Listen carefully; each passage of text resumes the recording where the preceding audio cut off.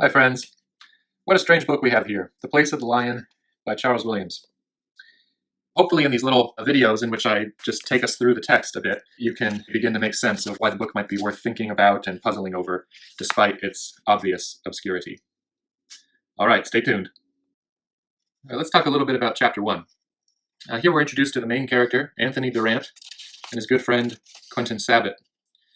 My educated guess, that Anthony Durant is so named to establish a reference back to St. Anthony the Great, who fought the wild beasts in the desert. Durant comes from a similar root of endurance, duration, and so it's something that suggests a kind of strength, a kind of fortitude in the midst of a crisis. His friend Quentin Sabat, on the other hand, the name Sabat, it's the name of a very, very small sailboat. So you can imagine in a storm, a Sabat would just not be a very good boat to be in, be tossed about everywhere. And that's exactly what ends up happening to Quentin for quite a big part of the book.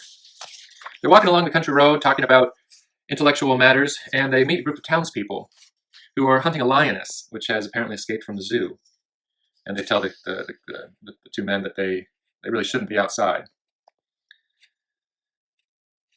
So they carry on their way, and they finally see the lion. After the townspeople have left, they actually see the lion, the long, low body. It's slithered down the right bank some couple hundred yards away. Okay, and it goes into this front garden of a house. But then they're inclined to just be quiet about it so as not to cause alarm. But then they notice that there's a man walking about in the garden. From their right side came a man's form, pacing as if in slow abstraction. And Quentin and Anthony realize that they need to warn him.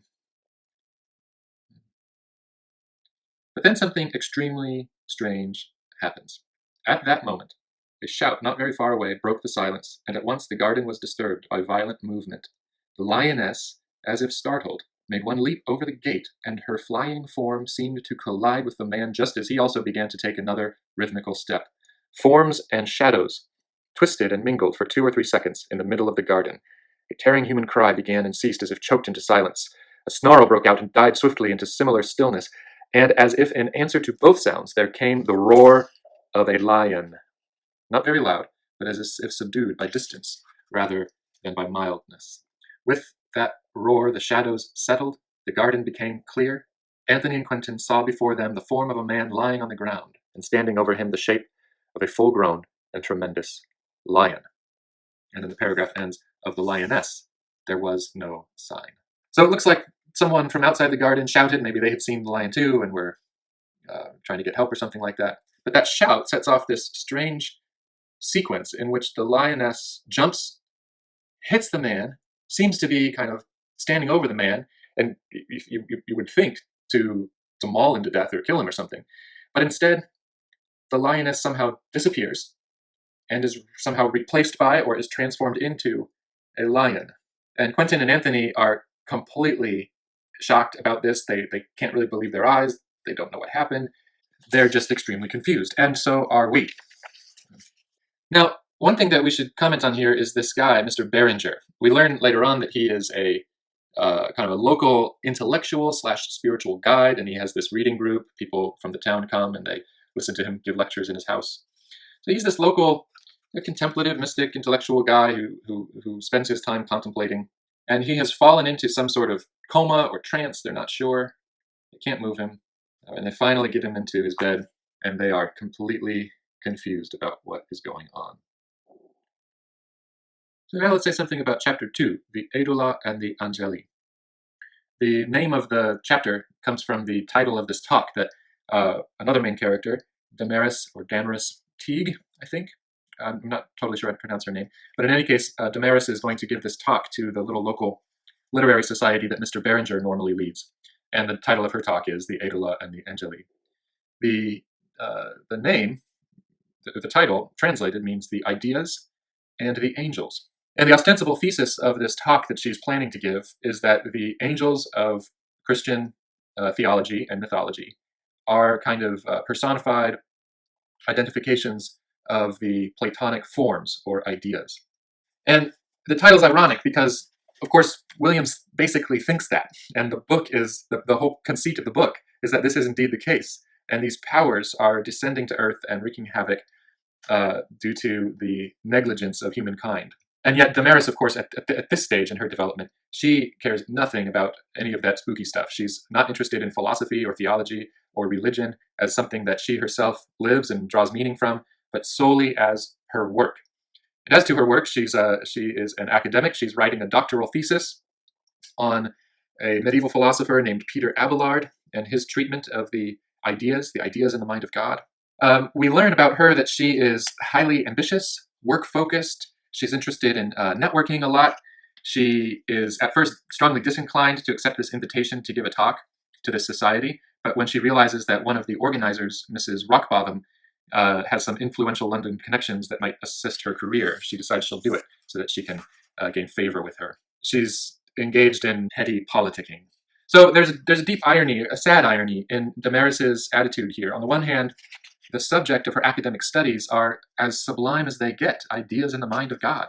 And yet, on the other hand, for her, it's no more exciting or meaningful than an accounting ledger. It's just work for her, and an attempt and the opportunity for her to take care of herself and to gain some recognition. So, as we're introduced to Damaris, we get a feel for her character here.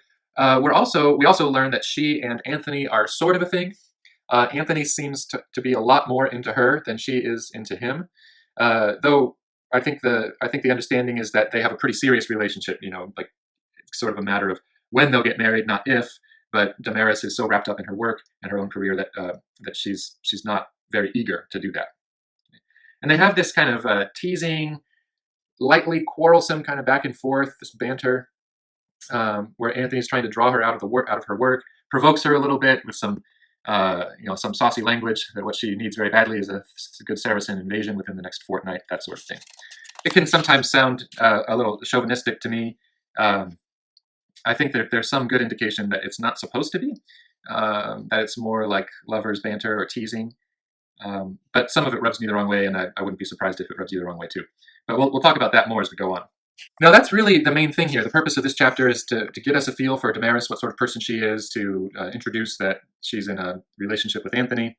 But then we have this strange ending to the chapter. I feel like I'm going to be saying strange a lot. But in any case, I skipped a part. I'll come back to it. But in any case, we get this, we learn about this experience of Mrs. Rockbottom just as Damaris is beginning her talk, where she has this vision of a huge snake in the little drawing room where the people are all gathered for this talk. She's freaking out about it, but no one else can see it.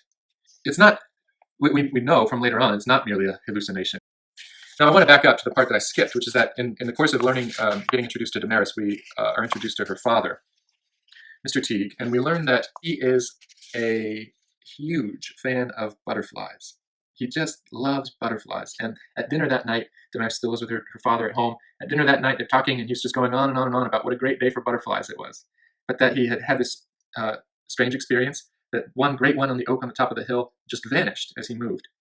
This should put us in mind also of the vanishing of the lioness when the lion came. So very strange things are afoot. I want to mention just a couple details about Mr. Teague's character that I think are just kind of delightful.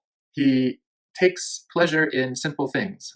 Right? He's out with his exciting butterfly chase, comes home and he has ordinary mutton for dinner, and he likes that too. And there's this great line here on this page here that I find that the mutton helps the butterflies and the butterflies the mutton. It's on the one hand his great passion in life, the butterflies, and then on the other hand this ordinary, weekday supper, just a cheap cut of meat.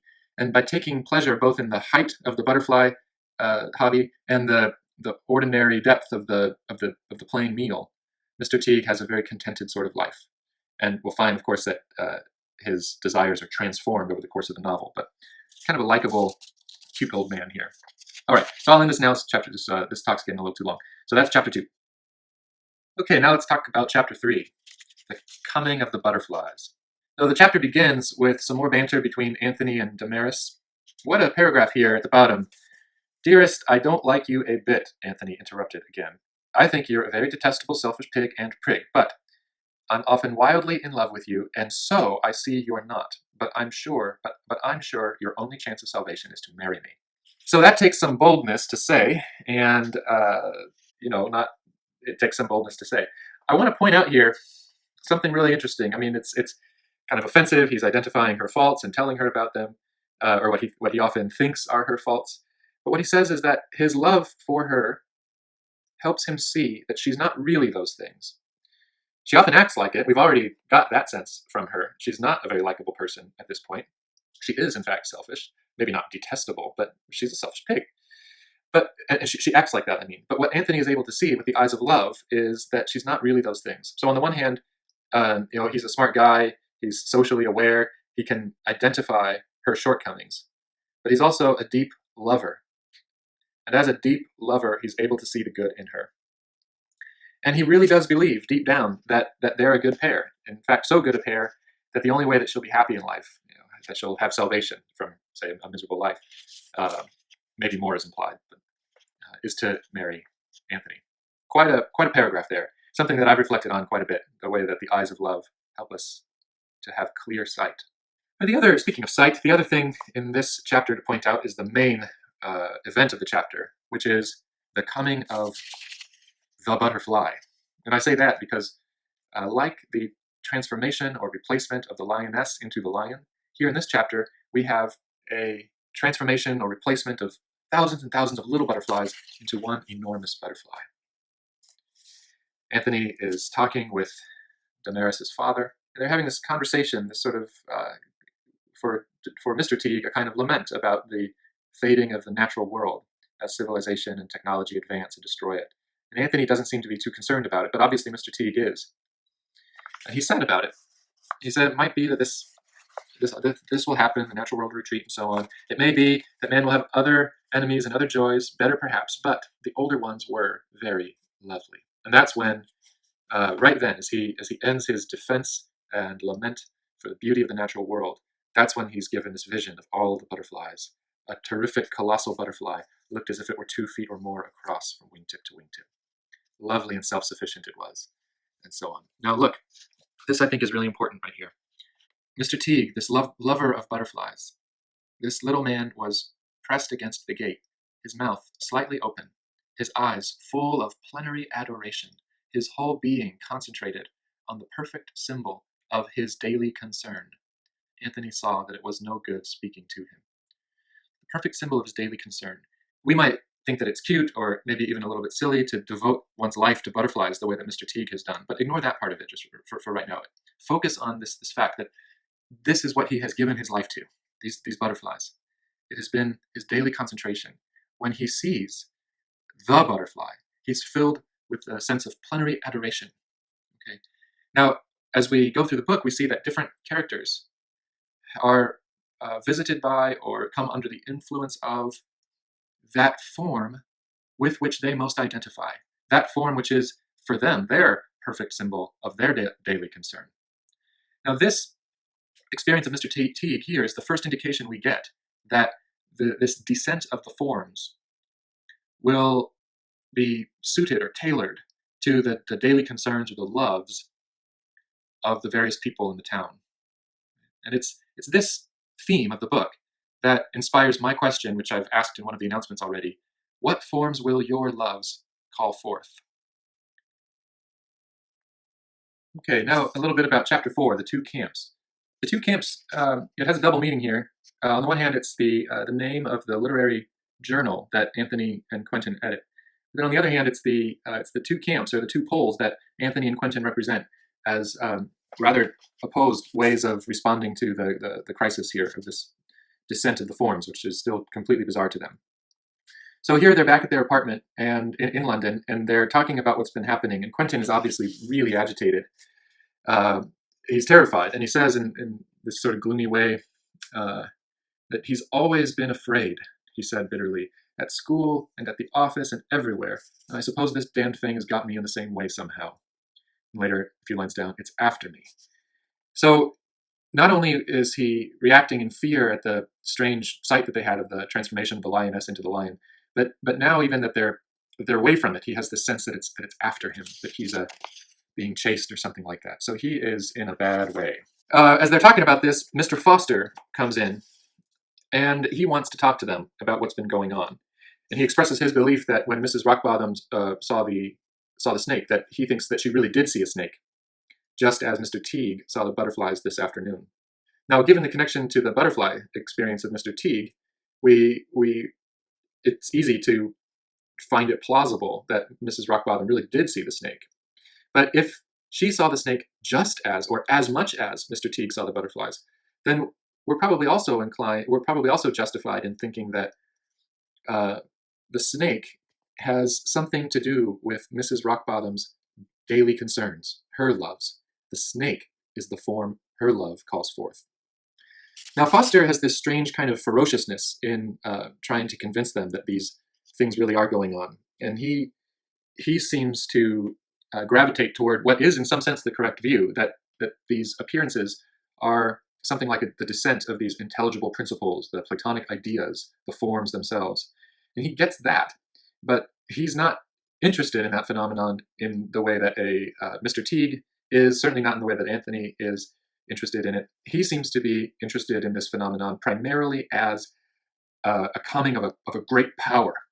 And he wants to be on the side of this great power. He reproaches Quentin. Right? He has a kind of something like a ferocious delight in impressing Quentin's fears. And Quentin just will have nothing to do with it. He wants to stay away from this whole thing as much as possible. I will see nothing of it. If I can help it, I won't. You can't make me. And Mr. Foster claims that the lion might be on his tracks, and if so, he can't do anything about it. But Anthony has a different approach. He's confused, but he's not afraid. And he expresses his wish to Foster to try to understand what's going on and to do something about it. Here's the section of the chapter where Foster talks about the connection between the ideas and the angels and that sort of thing, as he's expressing his interest in the power that he thinks is descending. And he knows, or very intelligently guesses, that as these things descend, these ideas, they will be, people here on earth will be joined to that power which each of them best serves. Some will disbelieve in it, etc., but you can't do anything about it. This is how it's going to be. So again, what forms will your loves call forth? Now, part of this story, so backing up a bit, it's an important detail.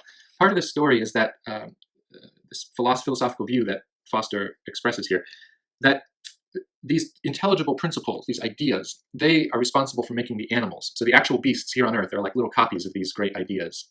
But when it comes to human beings, there is a mingling of ideas, a peculiar mingling of them, right? And that's what produces a human being. And that idea suggests to Anthony that a human being might be able to somehow bring the right kind of order to these ideas as they descend in power. Because if you remain truly a human being, rather than giving yourself over to one aspect of the powers that are descending, but a true human being which somehow includes all of them at once, then maybe, Anthony is guessing, maybe he'll be able to do something about it. Okay. But we're still a ways off from Anthony having any good sense of what he can actually do. Okay. If they are part of me, he says, perhaps I might be able to withstand them. Okay. Chapter 5, Servile Fear. So Anthony and Quentin decide to go back to the village. Anthony is reporting how he went and saw Mr. Teague. He's reporting this conversation to Quentin. And how Mr. Teague is not very interested in the butterflies anymore, oddly enough. You know, he was earlier, after his great experience, he was going to the little butterfly collection in his house and praying to them. They were like little icons or sacraments of the true butterfly that he had seen. But now he sees that they were only an occupation. And that it might be good to have an occupation if you needed it, but he didn't. So he went on looking at the sky.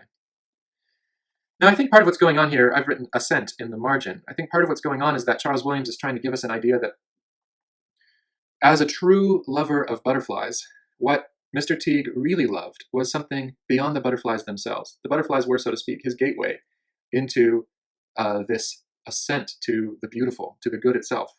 It's a deeply Platonic theme that you've probably read about, or that you may know about if you've read Platonic dialogues like the Symposium or the Phaedrus, or even in some sense the Republic, if you think of the end of Republic 6 and Socrates' discussion of the form of the good and the way that one might ascend to it through lesser principles.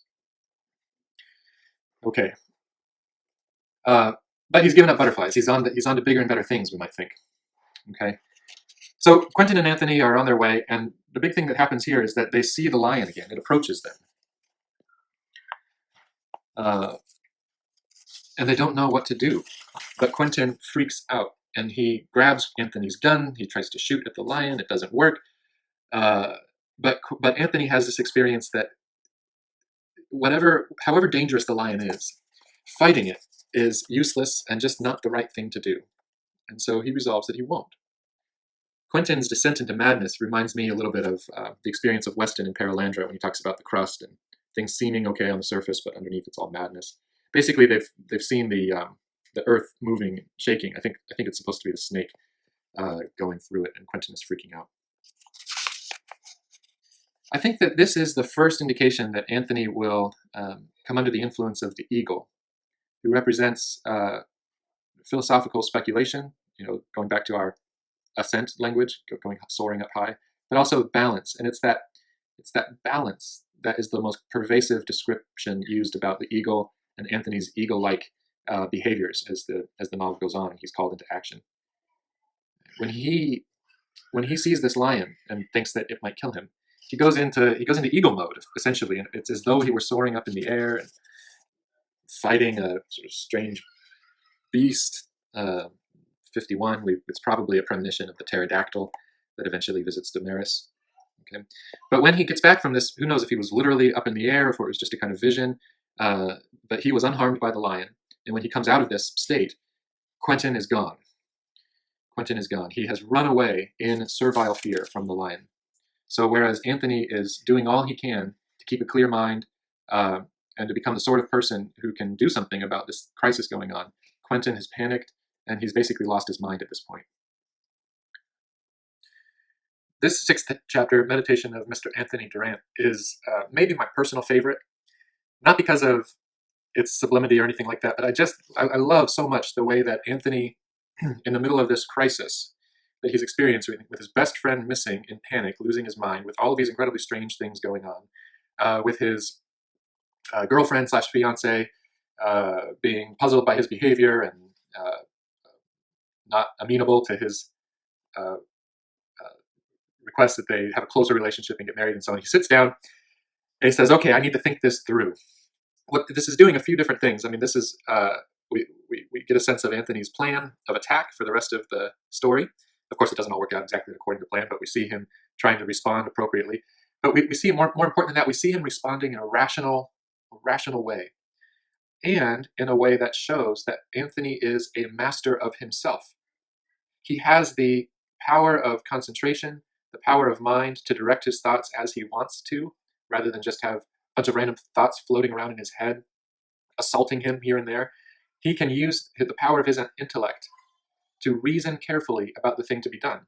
And in his own case, this doesn't mean that Anthony is just a cold, calculating brain that doesn't acknowledge his emotions. No, quite the contrary. Anthony is a very sensitive guy. He's deeply in love with Damaris. He feels very badly for his friend. He wants to help and do the right thing and all of this. So he has the right kind of emotional states, but he doesn't allow the intensity of emotion to overrule his reason. And I find that a very admirable trait of Anthony, and more importantly than that, for the purposes of the book, it's the trait of Anthony that allows him to be the one to call back to order the various powers that are descending upon Earth. Now, Williams himself writes this inner deliberation of Anthony in a way which makes it very clear that we're supposed to take all of this away, that we're supposed to be impressed by Anthony's powers of concentration and practical reasoning. We have an explicit list of the order in which Anthony will take up the various topics he has to think through, and he proceeds to execute that order in a really careful, thorough way. Now, I want to talk about this last paragraph. I think I'll read it and then say a couple things. All the while, to be quiet and steady, to remember that man was meant to control, to be lord of his own nature, to accept the authority that had been given to Adam over all manner of beasts, as the antique fables reported, and to exercise that authority over the giants and gods which were threatening the world. Anthony sighed a little and stood up. Adam, he said. Adam. Well, I am as much a child of Adam as any. The red earth, a little pale perhaps. Let's go and walk in the garden among the beasts of the field which the Lord God hath made. I feel a trifle microcosmic, but if the proportion is in me, let these others know it. Let me take the dominion over them. I wish I had any prospect of exercising dominion over Damaris. Okay, So I want to revisit the comments I made earlier from, I think, chapter 2 about some things that Anthony says that sound a little chauvinistic. Now, this might be one of them because he's talking about wishing that he has the prospect of exercising dominion over Damaris. When I reread this last night, the book, when I reread it again last night, I read this paragraph in a new way, and I'm curious what you make of it. He's reflecting here on the way in which Adam has this kind of lordship over all the beasts. You remember from Genesis where Adam was supposed to name the beasts, right? So this is getting interpreted here as a kind of authority, a relationship of authority over all of the beasts, and how that is simply the prerogative of Adam. That's what he was made to do. Now, Damaris is explicitly excluded from the things over which Adam has been given dominion and authority. Okay? He says, I wish I had any prospect of exercising dominion over Damaris. Right? He's assuming that if he takes on this Adamic role, he will have dominion over the beasts. Right? But Damaris is not one of the beasts. So I see this as a kind of witty, kind of rueful reflection on the fact that here he is, he's going to try to play the hero, take on his Adamic role, and return peace to Earth, but he can't manage to convince Damaris to marry him. So I read it a little more charitably, I think, to Anthony and by extension to Williams this time around than I have in the past. I'm curious what you make of that, if it takes out this sting of the concluding thought about wanting to exercise dominion over Damaris. The other thing I want to mention about this chapter is also from this paragraph. Anthony tells us that he feels a trifle microcosmic. Now, this is a big theme in the whole history of Western thought, but we don't have a lot of time to go into it. I'll just say this. Microcosmic literally means small cosmos, small world, and it's usually paired with macrocosmic, or simply cosmic. Right? So it's the macrocosmic would be the wide world, the whole cosmos. The microcosmic would be the small cosmos. Now, what is this small cosmos? Well, human beings. The human mind was thought of as a little universe, a microcosm. Why? Because even though no human mind knows everything there is to be known, the human power of intellect is able to take in the world around it, to represent it accurately, and to represent it in an orderly way. And so in the process of gaining knowledge and coming to understand what it knows, the mind can create a little universe in itself, so to speak. So in its ability to represent the wide world, man or humanity was considered a microcosm. Now, what Anthony is recognizing here is that the way that his thought process has led him along so far has put him square within this religious, mystical tradition of man as a microcosm, because he is, through the correct ordering of the principles in his own soul, is going to try to be a conduit for the reestablishment of that correct ordering of the principles in the macrocosm. So that's what he's recognizing here and submitting to his role to be part of the restoration of the world. Chapter 7, Investigations into a Religion, introduces us to a new character, Mr. Richardson, who is a bookseller, and he has a rather interesting old book that we read chunks out of to try to explain a little bit about what's going on. It's a pretty interesting chapter. What else goes on here is the very, strange, to use the word again, experience of Anthony when he visits Mrs. Rockbottom's house, and Mrs. Rockbottom and Mr. Foster are there, and they attack him. And it's clear before the attack actually starts, it's clear that they have been succumbing to the influence of their special powers. No, I'm sorry, not Rockbottom. Wilmot is the snake lady. I think I made a mistake earlier in calling Mrs. Rockbottom the snake lady. Yeah, so he goes over. I'm looking here. He goes over to Miss Wilmot's, finds Mr. Foster standing by her, and he bows gravely to both of them.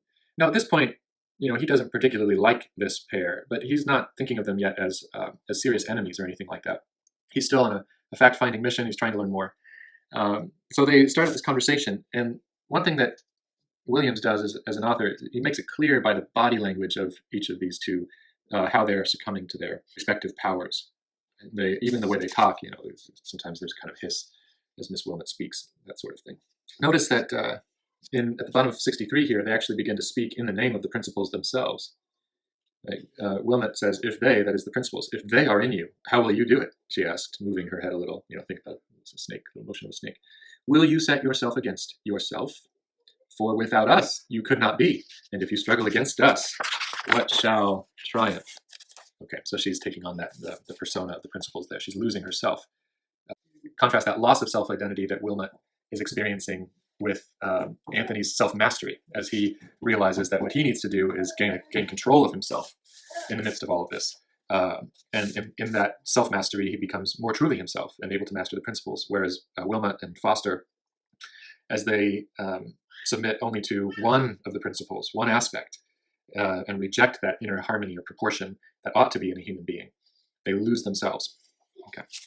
Now, eventually they physically attack Anthony. And here is another powerful eagle image. I know the movie is a little dated, but if you've seen The Matrix, I think the first Matrix film was released in like 1998 or 1999, right around the time I was finishing up high school, and it was a big deal. It was considered a really cool movie, and I loved it back then. Part of what was cool about it was that you have this new cinematic technique, where a few different times, I forget what it's called. You might be able to explain it better than I can, but where everything slows down, even pauses, and it's as though the camera is spinning around a paused image with bullets moving, and it's a way that the directors of the film were able to represent the powers of Neo and his friends of dodging bullets and so on. Anyway, this scene here, where Anthony takes on the power of the eagle to escape the attack of Wilmot and Foster. I mean, I think that you really should be thinking of Neo here with his sunglasses and leather suit on, dodging by his careful body contortions, dodging the attacks of these bad guys. But we see the eagle, the coming of the eagle again, as he finds his balance, finds his agility to be able to repel the attack. And the eagle will become a more and more prominent theme later on. So I should say, I started the chapter by saying that it was about Richardson and this book that Richardson had. He meets Richardson in this chapter, but it's not until the next chapter, chapter 8, that they actually discuss the book. So I made a mistake early on, but I'm just going to leave it. And in the next video, we'll talk about chapter 8. Chapter 8, Marcellus Victorinus of Bologna. This is the chapter in which Richardson and Anthony read from this book, where Anthony learns a lot more about these principles, what they're supposed to be. And we don't learn too much about Richardson's character, but he ends up being another kind of foil to Anthony's character, a different way of responding to the crisis. And that I think Williams wants us to think of as admirable, different from Anthony's, opposed to it, but still admirable. We'll talk more about that later. So this is Richardson, the bookseller. Now, I should have looked this up just now. I'm sure a quick Google search will tell us. I don't know if this is a real book or not. That's some work I probably should do, but I haven't. I've enjoyed the fictional aspect so much, I haven't bothered to check if it's a real book. Supposedly published in 1514, but going back to the Middle Ages, the 13th century. It's explicitly Christian. It draws on some Neoplatonic elements to make a kind of syncretistic or synthetic kind of religion/philosophy. And some of the things we learn here are the way in which the four Gospels are identified with various beasts. This is a traditional thing. I've written a little chart up here. Matthew, Mark, Luke, and John. The man is the symbol of Matthew, the lion is Mark, ox associated with Luke, and the eagle with John. But the eagle, of course, is winged, but traditionally these other three gospel beasts are also represented as winged. So an important theme, having wings, and what that does for you. We get an insight here. I don't really have much to say about this chapter. It's just kind of interesting to read. But 71, this reflection on what's so special about the eagle. The eagle, the glory of the eagle, is that the eagle knows both himself and the others and is their own knowledge. Knows both himself and the others and is their own knowledge. So the eagle somehow is something like, I don't know, a symbol or representation of the synthesis or proportion of the various powers that Anthony is going to try to achieve in his own soul. So whenever you see this eagle imagery, at least from now on, we've already mentioned a few earlier examples of it, but from now on, we have a little key to the significance of this eagle imagery as the book goes on. It is the symbol of self-knowledge and the knowledge of the other principles.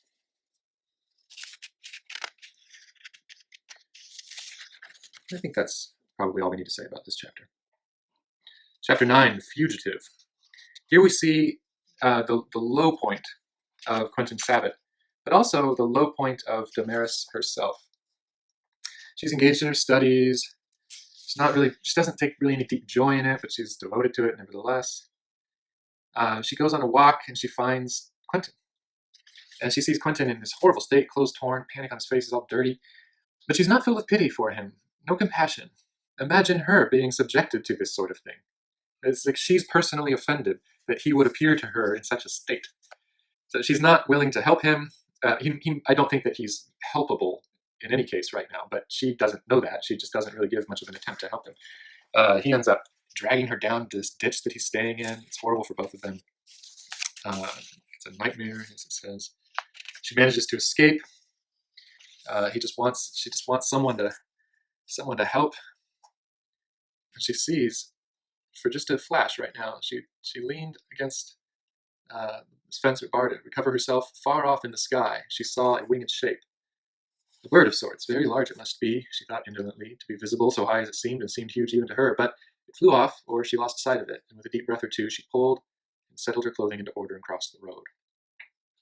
She, later that night, has something like a stirring of conscience. She woke, she found herself accused wherever her thoughts fled by that distracted face in the bracken. She's accusing herself, realizing that she acted wrongly toward Quentin in that moment. Okay. She keeps remembering this line from Abelard, est in re veritas, iam non in schemate. Truth is always in the thing, never in the reasoning. And she doesn't really understand it. Truth in the thing, and she repeats this a few times. It's really, really frustrating her. She ought to be superior to all that. What was the phrase from the Phaedrus? The soul of the philosopher alone has wings.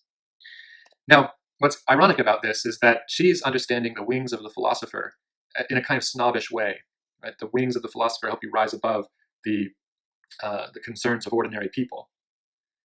But she's not understanding Plato very well here.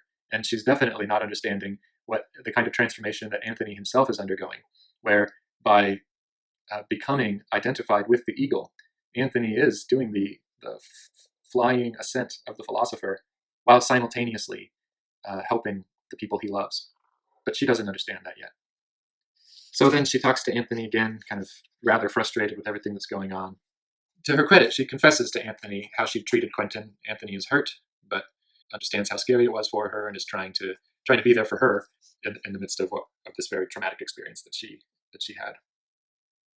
He's trying to convince her to go to London with him to keep her safe during all this, and she's refusing, and this is a difference between them. They have a little bit of an argument here. One of my favorite passages comes in the course of this rather tense conversation between Durant and Damaris, where he's trying to get her to understand that the subject that she studies is not just this dry academic thing, but it's real. The things you study are true, and the philosophers you read knew it. The universals are abroad in the world, and what are you going to do about it? Now, Damaris kind of writes this off, but she's coming to her crisis. She did not know that one of the crises of her life had arrived. It was already there. That's going to come out rather soon in the book. Another kind of irony, I mean, maybe it's piling on at this point, but Damaris, part of her academic subject is the divine perfection. She was preoccupied with that bothering business of the divine perfection. Anthony, you're hurting my hand. I think he was getting maybe too many kisses or something like that, because they do try to end on a pleasing note. I understand that it can be of trouble dealing with the divine perfection, Anthony replies. Okay, chapter 10, The Pit in the House. This is a very, very difficult chapter. I don't fully understand everything that's going on in it. I do know that this is the chapter in which Anthony fully embraces the eagle. And it happens in Mr. Barringer's house. Mr. Barringer, if you remember from chapter 1, was the mystic sort of man who had that literary group. He was walking contemplatively in his garden the night the lioness came, and when the lioness bumped into him, he fell unconscious, and he's been unconscious ever since. The whole course of the events of the novel up to now. He still is. Dr. Rockbottom is treating him, and Anthony is with him at the house. And they're discussing strange things that are going on in the town as the descent of the powers becomes more and more manifest. Now, the doctor doesn't know really what's wrong with Barringer, doesn't know how to help him. But the main event of the chapter comes as they're leaving Barringer's room, and they're in a kind of landing on the upper floor of the house. And Anthony can look down onto the bottom floor below him. And as he's doing that, he has another powerful vision where he's no longer in the house, but standing on the edge of a great black pit. He's on these high, high, high cliffs with a bottomless pit underneath. He was vaguely aware of surprising freedom from fear, presently turned his eyes upward. Far away above him, he saw a cloudy white circle of what seemed the sky. He would have known it for the sky, only that it was in motion. It was continually passing into the wall of the abyss, so that a pale vibration was forever surging in and around down those cliffs.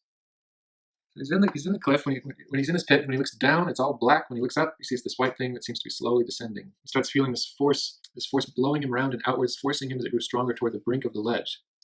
There came upon him an impulse to resist, to press back, to cling to his footing on this tiny break in the smooth sweep of the cliff. But as still that strength increased, he would yield to such a desire. A greater thing than that was possible. But he was standing on the very edge, and the wind was rising into driving might, and if dizziness caught him, he could not resist. Why then to yield, to throw himself outward on the strength that was driving through him, as well as all around him, to be one with that power? It's a kind of test. It's a trial that he's going through. I don't mean a test like someone's seeing if he's good enough. But this is a powerful opportunity Anthony has to abandon the mission that he's taken on for himself. And at this moment of crisis, where he is feeling the force of this desire to just throw himself in, he has a very strange succession of thoughts. As he steadied himself, there slid a doubt into his mind. Notice the verb slid. This is a serpentine line of questioning that he subjects himself to, starting now. What and how could he will? He was thinking faster than he had ever done, and questions rose out of nothing and followed each other. What was to will? Will was his determination to choose. What was choice? How could there be choice unless there was preference? And if there was preference, there was no choice, for it was not possible to choose against that preferring nature which was his being consistent in choice. For only by taking and doing this and not blah, blah, blah, blah, blah. Basically, he, right at this moment where he is on a cliff edge with wind pushing him closer and closer to the edge, making it harder and harder for him to avoid just falling in, when he's on the verge of just giving up and actually just jumping in to get it over with, he's assailed by a string of completely useless philosophical questions. Not useless in the sense that they're never worth thinking about, but questions that are not the questions to be asking right now. You're on a cliff edge. Don't do philosophy. Now's not the time. But he's like assaulted by these questions. They come to him from the outside in flashing coils of subtlety, an infinite ring of vivid intellect. In this long paragraph here, Anthony experiences a kind of assault, not only from the serpent, which is pretty obvious because of the words like slid and coils and so on, and the way that the serpent is associated with subtle or cunning knowledge, that sort of thing, and it assaults Anthony by giving him, a ton of philosophical questions to ruminate on, even though his life is at stake. It's not the thing that he should be doing right now. So that part is obvious. But I think that this powerful wind or something that is driving him to throw himself off the cliff, to just stop resisting, this sort of like primal just power before which Anthony feels so helpless at first. I think this is supposed to be the power of the lion, right? The lion, unalloyed, unproportioned with any of the others. Right? It's just sheer power. And the serpent is sheer cunning, or philosophy without any efficacy, and the lion is something like all efficacy but no subtlety, no rationality or thoughtfulness. Okay, so it's the pair, the lion and the serpent, that Anthony avoids in this paragraph.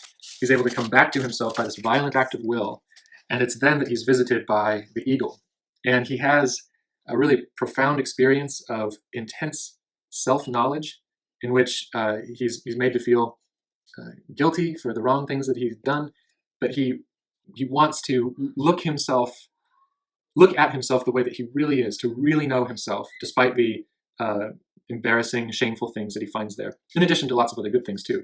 But he first accepts this revelation of self-knowledge, and having endured that, he's then given this experience of deep understanding.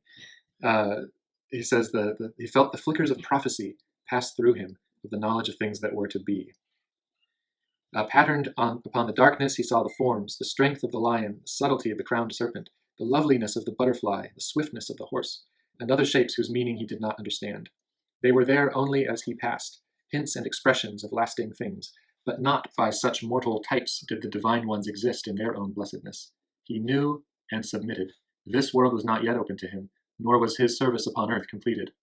And as he adored those beautiful, serene, and terrible manifestations, they vanished from around him.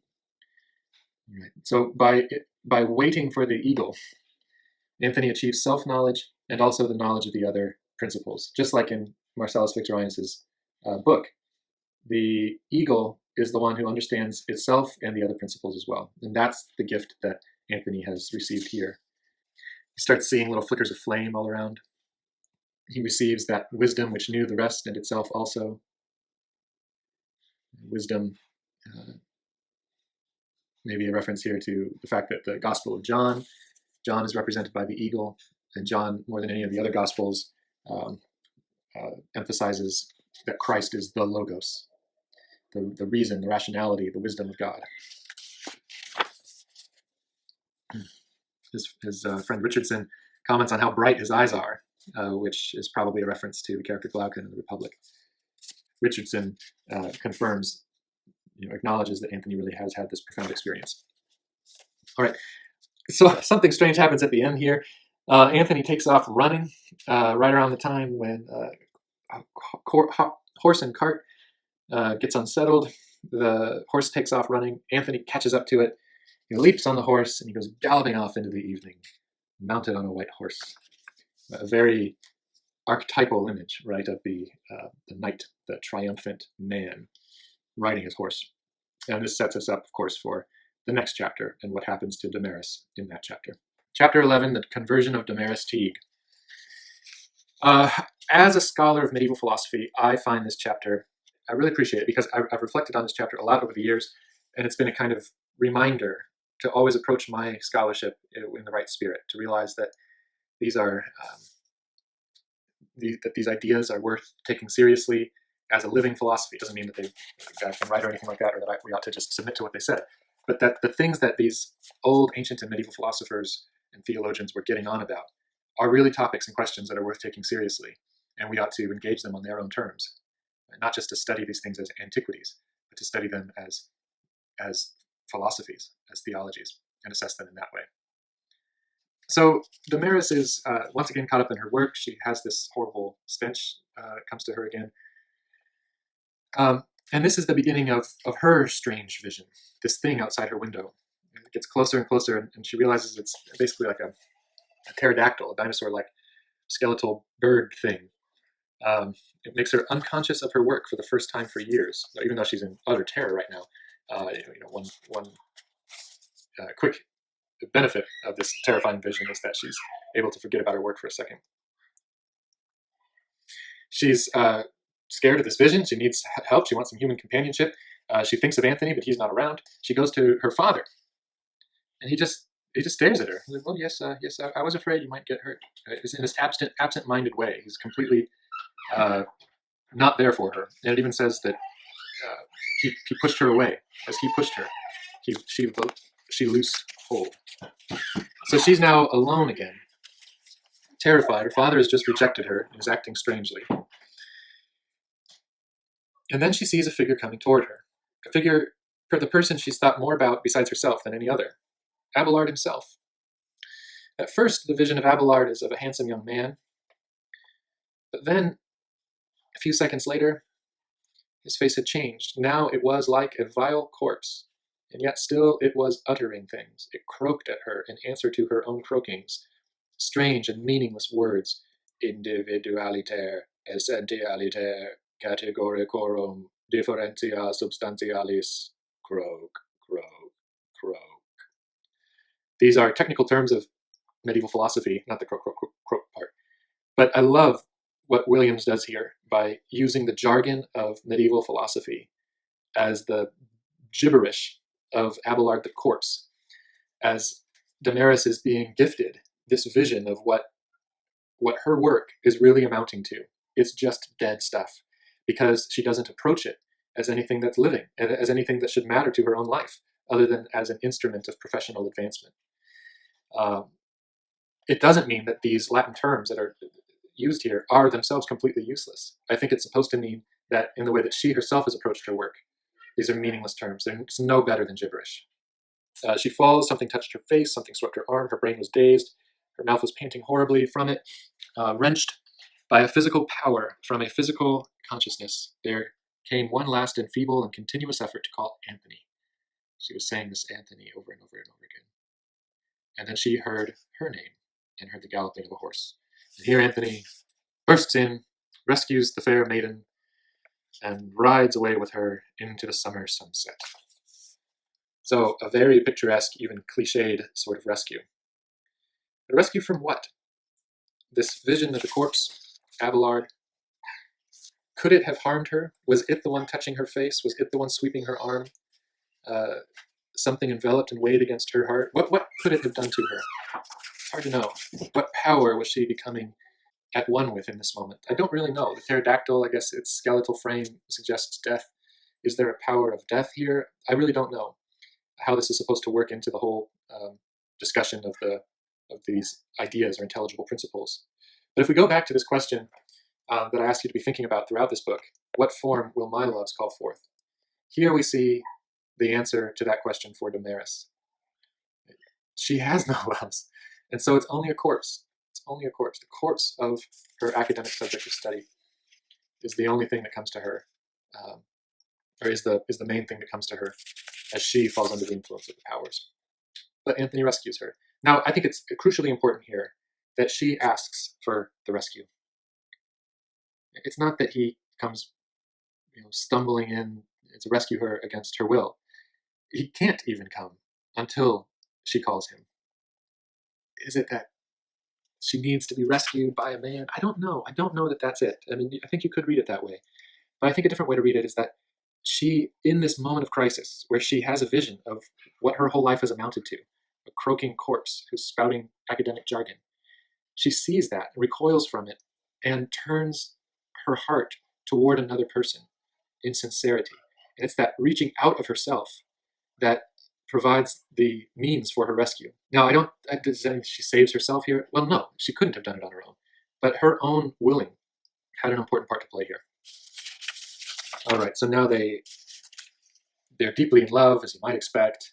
We know that she's going to be okay now, and she resolves that she wants to help rescue Quentin because she realizes that she just made things worse for Quentin. And we have a kind of foreshadow here of something that has not yet been revealed in the book, the importance of which will come out later, that with all these principles and dominations flying around, or walking around, or creeping around, none but the virtue understood in its soaring comprehension the safety in which the sheep still lived, or from what yet deeper distance of spirit was to arise the innocence which everlastingly formed and maintained them. We know from later on that this is the lamb, which plays such an important part in the very end of the book. And what a powerful thought that the deeper thing, deeper than the serpent, deeper than the lion, maybe even deeper than the eagle, is the innocence of the lamb. Beautiful closing thought.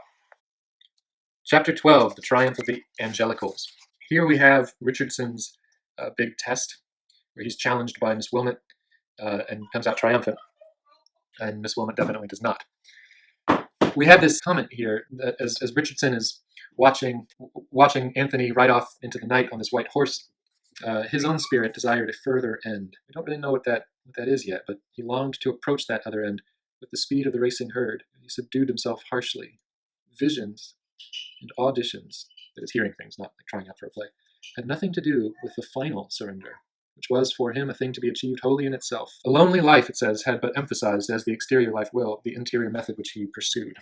Okay, so he is a very spiritual person. He's very abstemious. He has this kind of severe spiritual rigor, very disciplined person, but pretty agreeable person. I mean, hanging out with Anthony, they get on well. He's obviously a very intellectual sort, but he seems like a nice enough guy, kind of reserved, quiet. He goes out, gets some tobacco, chit-chat about all the funny things going on. I want to mention something here. I've written via negativa in the margin, and I want to say something a little bit about this. As Williams describes the via negativa in his book called The Figure of Beatrice, it is a certain kind of spiritual attitude or approach to life, which acknowledges the limitations of images to describe theological realities, and so rejects those images as false or unhelpful or deceptive. Now, although Charles Williams himself was a proponent of the via affirmativa, the affirmative way, he recognized that there was a very august tradition within Christian spirituality of the via negativa, those who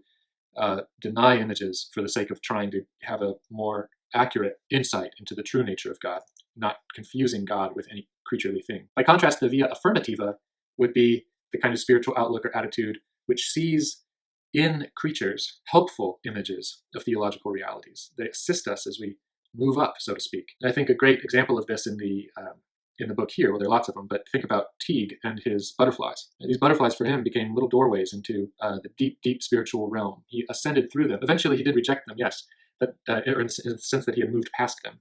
But they were an important part of his spiritual development. So that's the via affirmativa, via negativa. He ends up visiting with Foster, and they have this encounter. Foster is sinking more and more deeply into the power of the lion, that sort of raw lust for power, without any understanding or mercy or compassion. Richardson sees this church service just getting out and has this wonderful conversation with this dear old couple that are very kind to him and ask him if he's saved and all of that. And they wish him well. And that's when he, not right away, but eventually he ends up being visiting with Miss Wilmot. Okay? And this is where she reveals her true nature. She's using her words, her scribblings, her writings to tear others down. She's become this deceptive wordsmith. And Richardson is there as she succumbs so much to the power of the serpent that she herself is transformed. Her body sort of bursts open. It's almost like if you've seen Harry Potter 7, when the corpse of Bathilda Bagshot is ripped open and Nagini comes out. But it does kill her. It does indeed kill her. But before it's completely destroyed, Richardson has this intense experience of being confronted by power. Let me read this. It was free. It glided a little forward, and its head turned lowly from side to side. Richardson stood up and faced it. The subtle eyes gazed at him without hostility, without friendship, remote and alien. He looked back, wordlessly calling on the maker and end of all created energies. Images poured through his brain in an unceasing riot. Questions such as Anthony had recounted to him propounded themselves. There seemed to be a million things he might do, and he did none of them. He remembered the will beyond all the makings, and with a tremendous effort he shut out even that troublesome idea of the will, an invented word, a mortal thought, and as far as he could, was not before what was. It had mercy on him. He saw the great snake begin to move again, and then he fainted away. So Richardson has here almost exactly the same kind of mental experience that Anthony had when he was confronted by the power of the serpent in Barringer's house. It's a kind of overload of mental activity where he finds himself asking all of these philosophical questions in random order. It threatens to basically shut down the system, to break his mind. Like Anthony, he is able to resist.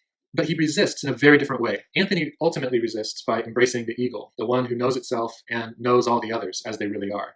It's a kind of embracing of all the images, these beast-like images of these spiritual powers. Richardson does the opposite. He goes straight to God, the maker and end of all created energies. He remembered the will beyond all the makings, and he tries to just reach out to that for protection. And eventually the snake, who is somehow like channeling these thoughts to him, realizes that it can't fight with the power that Richardson has summoned to himself, and so the snake departs and Richardson is saved.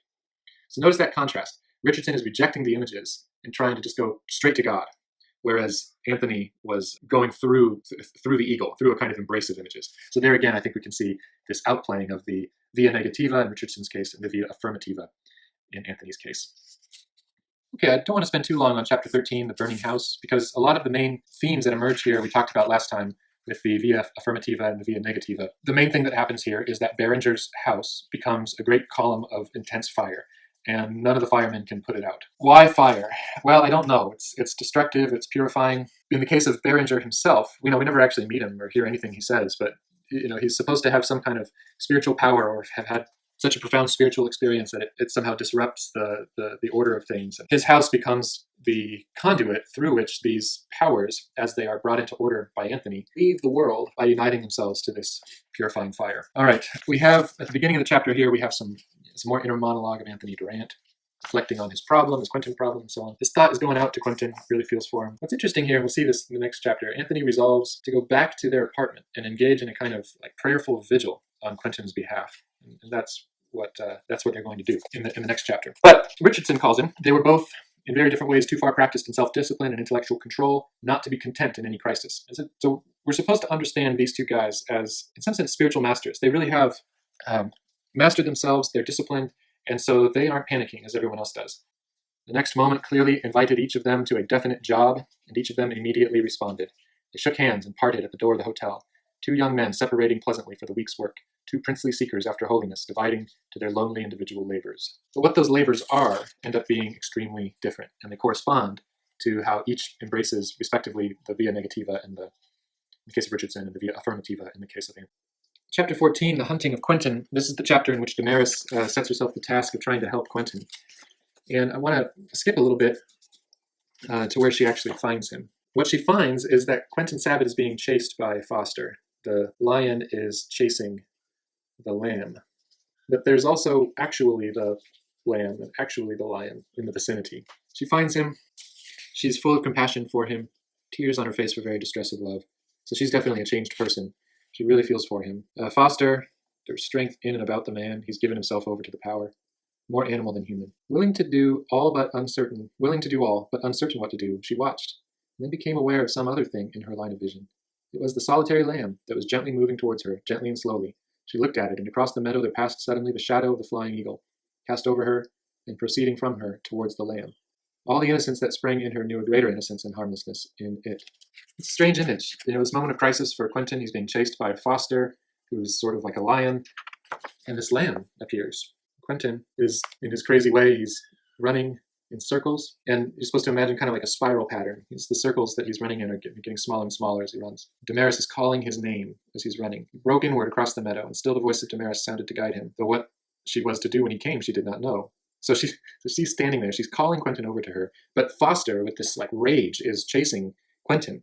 So she is vaguely aware of the fact that by trying to comfort Quentin in this moment, she's exposing now both of them to the rage of Foster. So this is a hard situation. Look what happens. He came. He was with them. Right before her, he flung his arms wide once more and fell, and she threw herself over his body to protect and guard it with her own. At the feet of the lamb they lay, and the pursuing creature gave vent to something that was both laugh and snarl, and paused, and very softly began to creep round them before he sprang. Get that image clearly in your mind. A lion-like man stalking in a circle, and at the middle of the circle, this crazy guy, Quentin, this woman who's trying to protect him with her own body, Damaris, and just a little lamb. Damaris thought of several things at once, Anthony and the eagle and her father, but all of them vanished in the flood of simplicity that suddenly took her. For some reason she knew, assuredly, that the thing would not hurt her. Its hate and power divided, passed around her. By them both, frisking in the sunlight, the lamb jumped and ran, and rested, and gave itself up to joy. Somehow the power in the innocence and joy of this lamb, just frisking in the sunlight, completely neutralizes the powerful rage of Foster and the lion. The lamb's frolicking is a kind of shield that protects Damaris and Quentin from the lion. It's really beautiful. I know it's confusing. I mean, I know it's not obvious how it's all supposed to work, but if you just let the images kind of wash over you, there's a real beauty here. The thing that had pursued them was farther away and was apparently by some interior power being drawn still further, as if blown by a wind. The lamb was just cropping the grass. And then as they're in proximity to the lamb, Damaris sees in Quentin's face the innocence, the beauty of innocence. Now, one thing to wonder here is transformation of Quentin here. I mean, we associate lambs a little bit with fearfulness, and so it was easy to think of Quentin when he was freaking out early on as sheep-like, just quaking before this danger that he didn't really understand. But then the image of the lamb is itself transformed, and it's not an image of fear, but an image of innocence, an innocence that turns out to have tremendous power. Quentin himself moves from a state of fearfulness to a state of innocence. How does he make that move? It's the loving voice of Damaris. I think back to when Damaris herself was saved by Anthony on the white horse. She called out to Anthony, and Anthony was there to save her.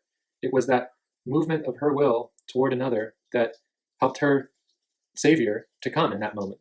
Here, having been transformed by that love, she extends that love to Quentin. She calls out to him, calls out his name over and over and over again, until enough sinks in to whatever is left of Quentin's mind, that he's able to run to her for shelter. And in the shelter of her body, as she covers him, he is able to receive a different kind of influence from the nature of the lamb. Not the fearfulness, but the innocence. Damaris' love for Quentin, her friend, restores a kind of innocence to Quentin. It's a really beautiful exchange. We'll talk about Anthony's role in the scene that just happened here when Quentin was saved in chapter 15. Okay, chapter 15, the place of friendship. It's a very important chapter, but I'm not going to have much to say about it. It's confusing on a first read what is actually supposed to be going on here. So here's my take. I'll say enough hopefully to be helpful, and then you can go back and read it so you can see for yourself. But basically, in the previous chapter, Damaris has just saved Quentin, and this happy little lamb has saved both of them, Damaris and Quentin, from Foster. And Foster has been blown away on this powerful wind. Now, in chapter 15, we're backing up a little bit in time, because chapter 15 is happening simultaneously with the events of chapter 14. What we learn here, what is disclosed, is that Damaris and the Lamb weren't the only ones there for Quentin at that moment. That Anthony, in his apartment in London, despite the fact that he was in London and Quentin was in a field out in the village, Anthony's prayerful mental activity on Quentin's behalf was one part in the rescue operation of Quentin. So what happens here? It's if you have tastes like mine, this like slow description of all the books and the bric-a-brac and the pipes and stuff of their sitting room, the apartment they share. It's all really nice and enjoyable. But the idea is that what Anthony is doing is he is trying to enter into, imaginatively, the relationship that he shares with his friend Quentin, to really make Quentin as present as possible to his mind. And he does this by attending to all the little details of their life together. It's another expression of this via affirmativa I've been telling you about. No, he doesn't have Quentin right there, but he's able to become present to Quentin through these images of Quentin. Now, what the purpose of all of this is supposed to be is not totally clear, perhaps, but what we know is this, that as Anthony is doing this meditative exercise on his friend Quentin, he gets some sort of insight into what's going on way out in that field. He sees the Lamb and Quentin and Damaris. He sees the paths, these circular paths that they keep tracing. He's seeing it all transpire. We mentioned the innocence of Quentin, which is restored to him at the end of the last chapter. Notice here this detail about Anthony's reflection on his friend. Many moments of joy and deep content, which their room had in them something of the nature of holy innocence. It's almost as though Anthony as he recalls the virtues of their friendship, they are somehow restored back to Quentin. Now, I don't think we're supposed to think of this as, well, we thought Damaris was doing the work, but it turns out it was all Anthony. No, I really think that this is supposed to be a joint effort, that it's the community working together. Damaris physically present, actually putting her physical life on the line, but also Anthony spiritually present, praying and meditating his way into Quentin's life, so as in that very moment to have some sort of efficacy. And the final chapter, chapter 16, the naming of the beasts. Right, so Quentin is saved, Damaris is saved, Anthony, in taking on the form of the eagle, has managed to restore order, or is in the midst of restoring order. And we know at this point that all shall be well. He meets Richardson, and this is an important scene. It's a troubling scene, but more than any other, it represents the contrast between the via negativa and the via affirmativa. This descent of the powers is obviously an enormous crisis in the history of the material cosmos. Both Anthony and Richardson recognize that. Anthony responds to it by finding within himself all of the powers harmoniously coordinated, and from that ordered microcosm is able to exert power to restore a similar order to the macrocosm. Richardson, by contrast, sees this crisis in the material world as an opportunity to be rid of it forever. And he literally commits suicide. He has seen this breaking of the world, so to speak, as a final indictment against the world of images and an invitation to go beyond all images to the realities themselves. Now, despite their very, very different approaches, they're friends, and I think their friendship is based on, or appreciation for each other is based on the fact that they each have a deep sense of the reality of what has been going on, that it's connected up to deep spiritual realities and ultimately up to God himself. But they have irreconcilable differences in their response to everything that's going on. I don't quite know what to make of it. I mean, it's such a strange circumstance that would it really count as suicide? I don't know. I don't know really how we're supposed to think of it in the book. Other than that, I don't think that Williams was supposed to be writing Richardson's suicide in a condemning sort of way. Richardson seems to think that it's a permissible option, and nothing that Williams says contravenes Richardson's opinion there. Okay. So we find out over the course of this chapter that Mr. Teague has died, that Mr. Barringer has died, Foster's out of the picture, Wilmot's out of the picture, Richardson has committed suicide. We are well assured that Anthony and Damaris are going to have a happy but interesting marriage, and it's left for Anthony to do the final job of naming the beasts, that is, putting them all back in their place. And he does this by heading out into the field. He shouts things in a language that Damaris can't understand. Damaris herself has this vision of Anthony in this English pasture really being transformed into Adam in some sort of primeval forest. It's a really powerful vision for her. There are some aspects of the chapter that make me think that Damaris could be taking on an Eve-like role, the helpmeet suitable for Adam, the standing side by side, tending the garden, that kind of thing. But it is left for Anthony/Adam to barbaric yop the beasts back into place.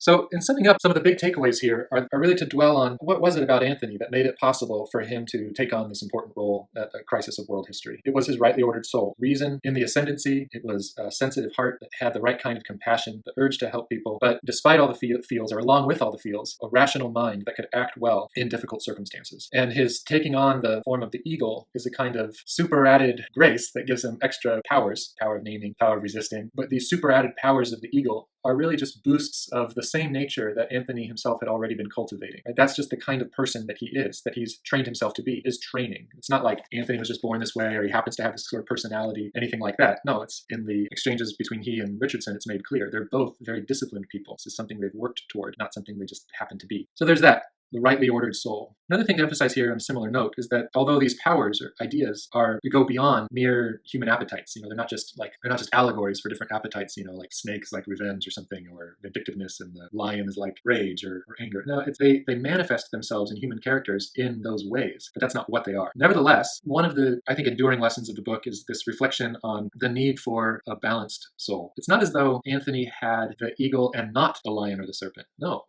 the eagle kind of collects everything together into itself. So you get the powers of all when you have this power of the eagle. What this means is that the very same appetite that motivated Foster and Wilmot in their horrible activities once they came under the influence of the powers, those very same appetites exist in Anthony. But in Anthony, they're all in their proper places. They're all well regulated. And so the power of the lion and the cunning of the serpent and the innocence of the lamb and so on and so forth are all there in Anthony. If we don't have a good understanding of ourselves as human beings in the full range of our capacities, heart, head, hands, our physical needs, our spiritual needs, emotional needs, relational needs, if we're not attending to all of these, but instead only cultivating one or two, then we are people out of balance. And in some sense, not fully people at all, or not acting like people, acting more like a Wilmot or a Foster. And so this call or challenge to all of us is to try to cultivate the same kind of coordinated powers that Anthony has cultivated. Toward the end of the book, there are also, I think, some really beautiful images of friendship and self-sacrifice. Damaris laying down her life over Quentin's, Anthony attempting to reach his friend through a kind of prayerful meditation as he reflects on their relationship and all the good times they've shared. There's definitely a lot of bizarre, esoteric stuff. I can't claim to understand it all. Certainly wouldn't defend everything that's asserted in the book. That's not really the point anyway. But I do think there's a lot of good. Hopefully you got at least something out of it. And feel free to reach out with any questions.